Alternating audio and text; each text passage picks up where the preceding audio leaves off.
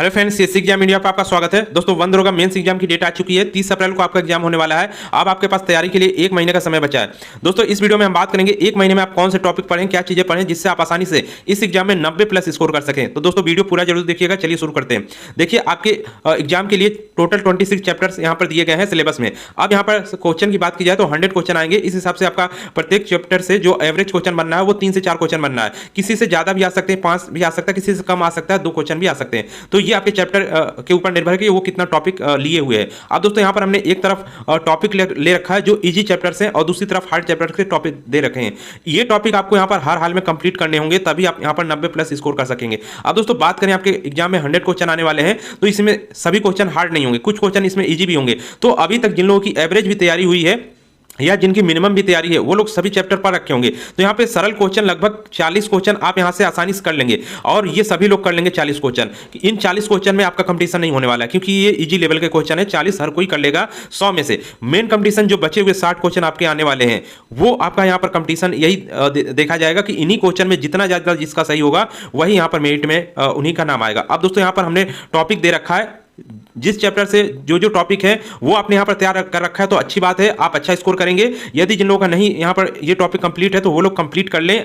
यहाँ पर मिनिमम 75 आप मान के चलिए कि हमको मिनिमम 75 मार्क्स इस एग्जाम में लाने ही है और मैक्सिमम आपको 90 प्लस यहाँ पर लाना है हर हाल में। यहाँ पे हम जो टॉपिक बता रहे हैं उनको पढ़ेंगे तो आसानी से आप 90 प्लस मार्क्स यहाँ पर ला लेंगे। अब दोस्तों, यहाँ पर हमने क्योंकि हर चैप्टर से रिलेटेड हर टॉपिक यहाँ पर नहीं रखा है, क्योंकि यहाँ पर देखिए इजी टॉपिक है वो सभी लोगों के यहाँ पर तैयार होंगे। जो मेन टॉपिक है वहां पर देखते हैं। यहाँ पर देखिए क्या है कि एग्जाम में आपको इन्हीं चैप्टर से क्वेश्चन देखने को मिलेगा। कोई भी बाहर से आपको क्वेश्चन नहीं आएगा। कोई भी यहाँ पर कोई भी क्यूज करा रहा है बाहर से कितना भी, वो सब आप फालतू का टाइम वेस्ट यहाँ पर करेंगे। अपने सिलेबस पे फोकस रहिए, अपने जो है टॉपिक है उसी से रिलेटेड क्वेश्चन यहाँ पर देखिए आप। अब दोस्तों, यहाँ पर देखिए पहला चैप्टर आपका है जिसमें आपकी वन नीति की है। तो वन नीति जो आपकी पहली आई थी, उसके बाद जो आई, और मेन आपका यहाँ पर जो वन नीति है आपकी 1988 की है। तो इसी से इसके आपने पूरे यहाँ पर टॉपिक इससे रिलेटेड जितने भी ये सब पढ़ रखे हैं तो अच्छी बात है। उसके बाद राष्ट्रीय वन नीति की बात हो गई। 1928 के लक्ष्य जो है, राष्ट्रीय वन नीति 1928 के लक्ष्य हो गया। वनों का वर्गीकरण राष्ट्रीय वन आयोग, अब वनों का वर्गीकरण इन सब में दिया गया है तो वो आपको देखना पड़ेगा। राष्ट्रीय वन आयोग हो गया। भारत वन स्थिति रिपोर्ट, ये पहले चैप्टर से आपको इतने टॉपिक तो कंप्लीट करने होंगे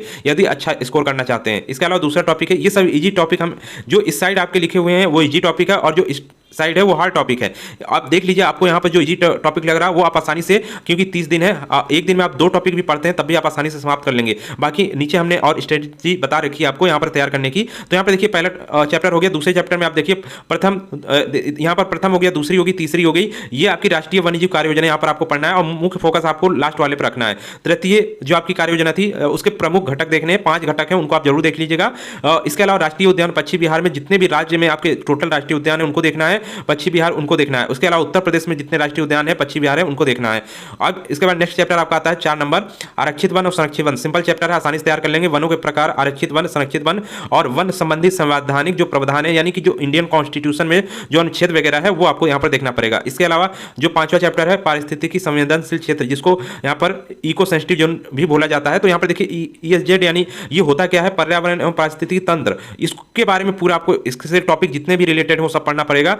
ESZ में जो गतिविधियां होती है, यहाँ पर ESZ में 3 तरह की गतिविधियां होती हैं, वो आपको पढ़ना होगा, वो तैयार करना होगा। इसके अलावा यहाँ पर हॉट स्पॉट जो होते हैं वो भी आपको पढ़ना होगा, क्या होते हैं और भारत में कितने हॉट स्पॉट हैं। इसके अलावा हाथी और टाइगर रिजर्व की बात करें तो यहाँ पर NTCA क्या है ये पढ़ना है, प्रोजेक्ट टाइगर है, बाघों की गणना विधि पढ़ना है, स्टेट्स जितने भी हैं टाइगर जो रिजर्व वाले उनको आपको याद करना होगा, प्रोजेक्ट एलिफेंट पढ़ना है, माइक परियोजना पढ़नी है, प्रोजेक्ट चीता पढ़ना है। इसके अलावा कार्बन क्रेडिट जो चैप्टर आपका उसमें कैसे मिलता है कार्बन क्रेडिट, कार्बन ट्रेडिंग क्या है और कार्बन टैक्स क्या है, इनको पढ़ना। तो ये आपके यहाँ पर सरल टॉपिक हम पहले देख ले रहे हैं।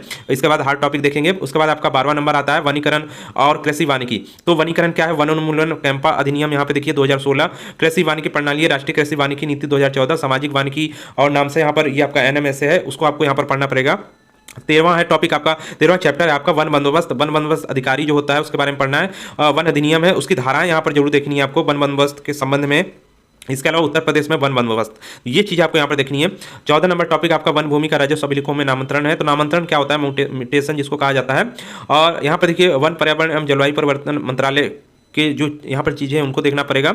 वन अधिकार अधिनियम 2006 उनको देखना पड़ेगा। दोस्तों, यहाँ पर ये जितने भी चैप्टर हैं हमने जो नोट्स दे रखा है उनमें बहुत ज़्यादा हर चीज़ चैप्टर में दे रखे हैं। ये जो हम टॉपिक यहाँ पर बता रहे हैं ये तो कवर है ही, इसके अलावा बहुत सी चीज़ें उस चैप्टर में कवर किए गए हैं। नोट्स में हमने जो आपको PDF के रूप में दिया है उनमें ये सभी टॉपिक के मिलने के साथ साथ आपको और भी एक्स्ट्रा चीज़ें मिल जाएंगी। तो आपको फुल तैयारी के लिए वो नोट्स तैयार किया गया है।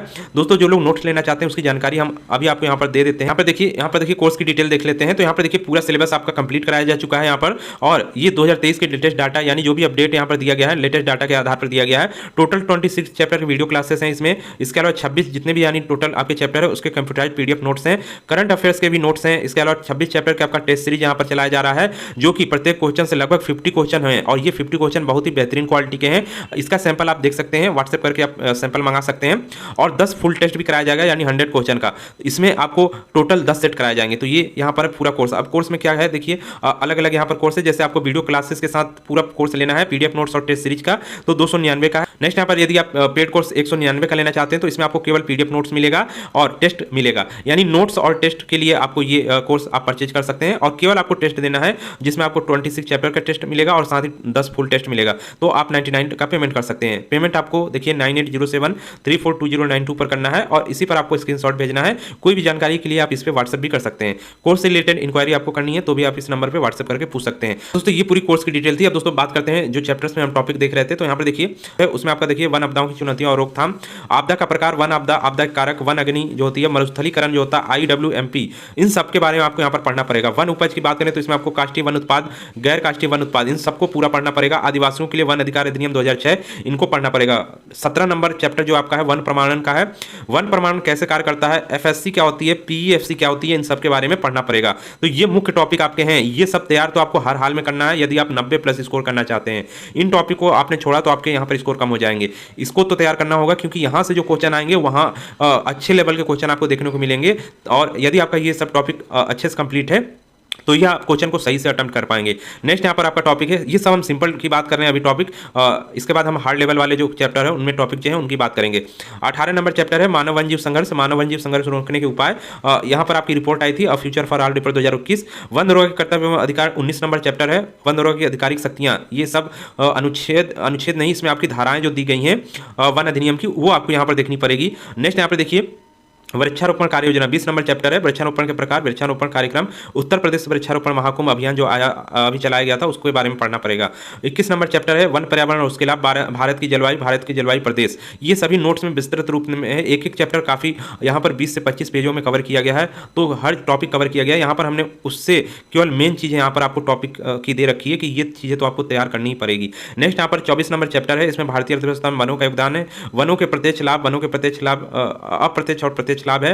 भारतीय जनजातीय सहकारी विपणन विकास परिसंघ यानी ट्राइफेड के बारे में पढ़ना पड़ेगा। वन धन विकास योजना के बारे में आपको पढ़ना है।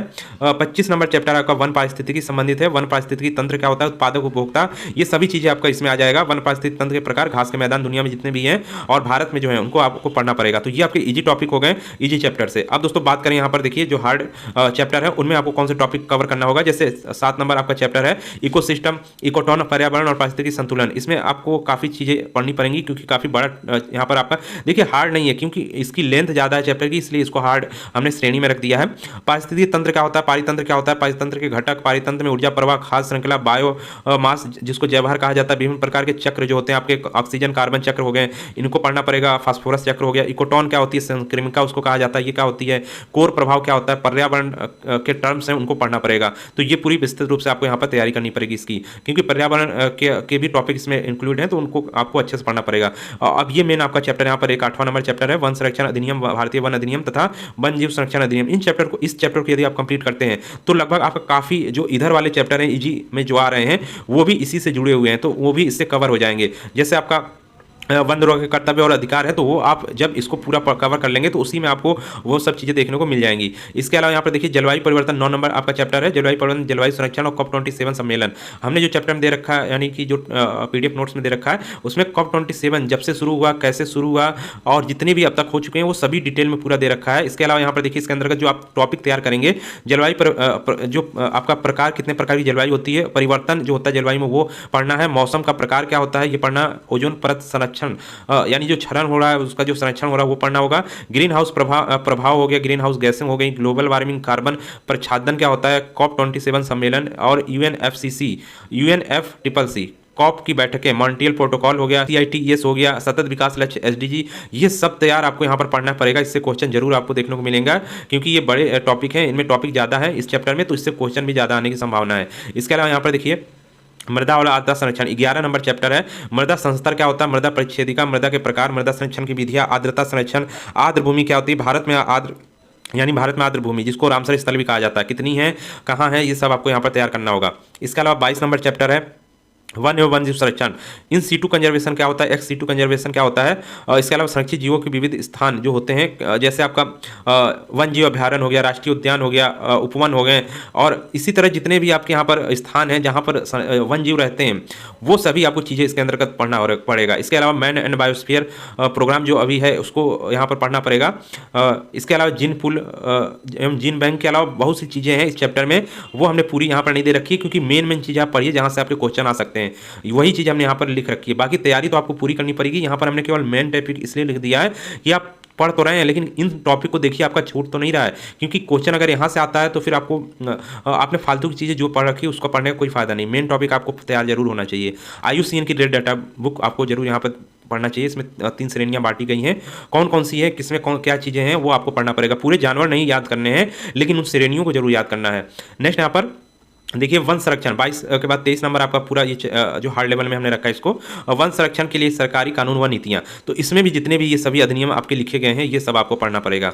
भारतीय कृषि प्रणाली और फसल चक्र लास्ट चैप्टर है आपका, इसको भी हमने हार्ड श्रेणी में रख दिया है, क्योंकि ये थोड़ा लेंदी चैप्टर ये भी है। यहाँ पर हमने बहुत कम टॉपिक आपको दे रखा है, ये पूरा भर जाएगा ये आपका, क्योंकि इसमें बहुत सारे टॉपिक हैं, ये पूरा आपका एरिया भर जाएगा इसमें इतने टॉपिक हैं। लेकिन हमने मेन यहाँ पर लिख दिया कि ये तो आपको तैयार होना ही चाहिए। भारतीय कृषि उसके प्रकार पढ़ना है आपको, प्रमुख कृषि पद्धतियाँ पढ़ना है, भारतीय कृषि के सीजन जो होते हैं, खरीफ की फसल, रबी की फसल, जायद की फसल, वो मतलब किस महीने में आपके होते हैं, वो सब आपको तैयार करना पड़ेगा, और कौन कौन से होते हैं। भारत की प्रमुख फसलें, विभिन्न क्रांतियां जो हुई हैं फसलों से रिलेटेड, आनुवांशिक रूप से रूपांतरित फसलें, यहाँ पर देखिए ये भी आपको पढ़ना पड़ेगा। इसके अलावा इंडियन सॉइल यानी मिट्टियाँ भारत की जो हैं वो आपको पढ़ना पड़ेगा। तो ये थोड़ा लेंदी चैप्टर हो जाएगा, लेकिन सिंपल चैप्टर है, मतलब लेंदी के लेवल से हिसाब से, इस हिसाब से हमने इसको हार्ड में रख रखा है तैयारी के लिए। जैसे आप यहाँ पर जैसे 2 चैप्टर मिला के आप एक दिन में, या 3 चैप्टर मिला के एक दिन में तैयार कर रहे हैं, लेकिन इसके लिए आपको एक दिन पूरा देना पड़ेगा, तो इसलिए हमने इसको हार्ड लेवल में दे रखा है। तो इस तरह आप पूरा इस टॉपिक को पढ़ेंगे तो आपकी तैयारी अच्छी खासी हो जाएगी। इसके अलावा